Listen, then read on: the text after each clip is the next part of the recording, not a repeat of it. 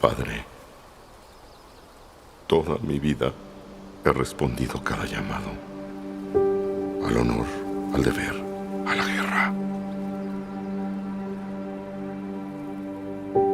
Pero ahora el destino me ha dado algo que nunca busqué.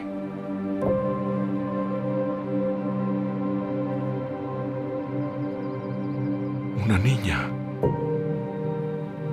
Una vida que la tormenta no ha tocado. Otórgame la fuerza de los padres de todo,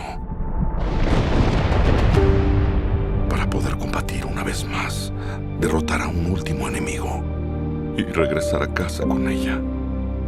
En vez de un guerrero, seré un padre amoroso.